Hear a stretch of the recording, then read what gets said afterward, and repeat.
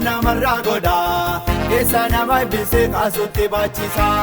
warra diina keenya mafaan qabachiisa kafuu waaqa keenya marfaatu maqaansa warra diina keenya mafaan qabachiisa kafuu gooftaa keenya marfaatu maqaansa kafuu mootii keenya marfaatu maqaansa kafuu abbaa keenya marfaatu maqaansa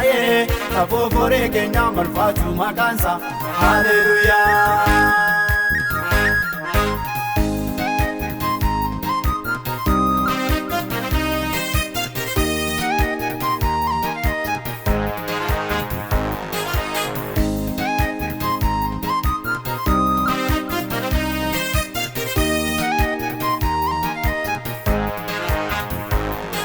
Nini sanara machofto modele Esa she moleste gara wakat bose Moiti mi manshede bi morgate Asenu mana fe hada dada tate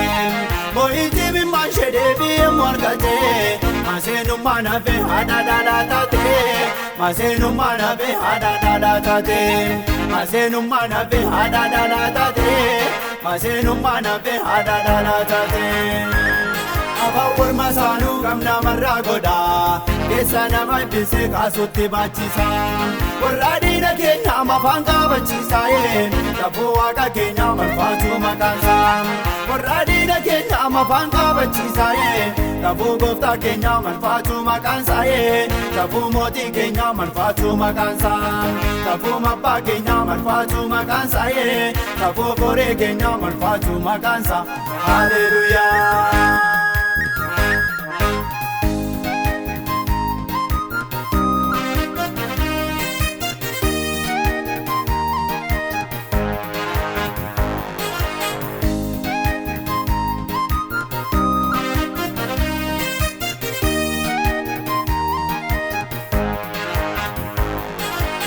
Nangava bakansa Samueli Moti kandip ta'e saba Israeli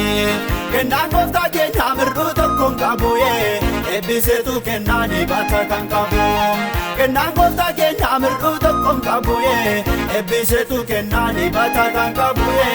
eebbiseetu kennaa mul'ata kan qabu eebbiseetu kennaa dibata kan qabuye eebbiseetu kennaa mul'ata kan qabu Abawur masanu gamna marra goda keessa nama eebbisee kaasutti baachisa warra diina keenya mafaan qabachiisa kafuu waaqa keenya marfaatu maqaansa warra diina keenya mafaan qabachiisa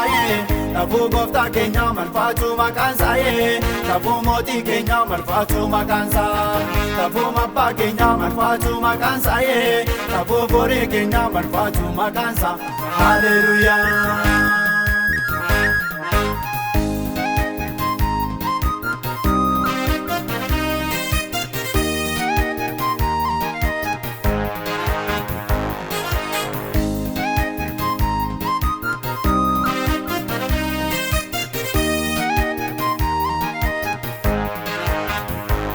Nawidin muture waaqayyoon eegate waaqayyos dhaga'ee deebii isaaf laate namni gooftaa eegu gonkumaan salphatu xiyyiidin darbatu isa hin argatu namni gooftaa eegu gonkumaan salphatu xiyyiidin darbatu isa hin argatu xiyyiidin darbatu isa hin argatu modeedin darbatu isa hin argatu modeedin darbatu isa hin argatu Abawur masanu gamna marra goda keessa nama eebbisee kaasutti baachisa warra diina keenya mafaan qabachiisa kafuu waaqa keenya marfaatu maqaansa warra diina keenya mafaan qabachiisa kafuu gooftaa keenya marfaatu maqaansa kafuu mootii keenya marfaatu maqaansa kafuu abbaa keenya marfaatu maqaansa kafuu boree keenya marfaatu maqaansa haleluyaa.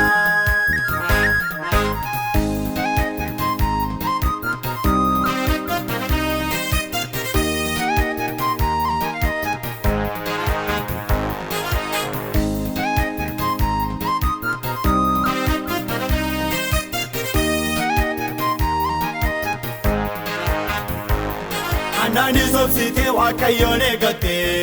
iddoo teessoo isheetii mana waa godhatte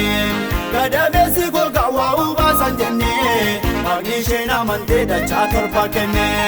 gadameessi koo gawwaa'uu baasan jenne waaqni isheen amantee dachaa torba kenne waaqni isheen amantee dachaa torba kenne arguuma isaa keessaa dachaa torba kenne arguuma isaa keessaa dachaa torba kenne. Afaan morma saanuu qabna marraa godhaa keessa nama eebbisee kaasutti baachisa warra diina keenya afaan qabachiisa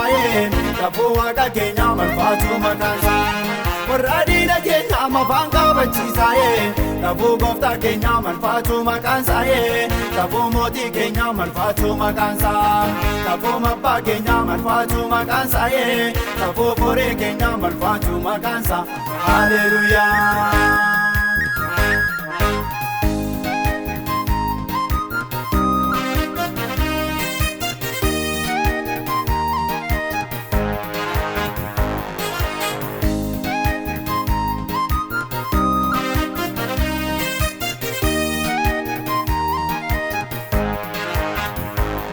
Waaqayyoon nafa inni maqaa isaatiin waan hundaa raawwata inni guyyaa isaatiin dachaa godhee ijoollee isaa eebbisaa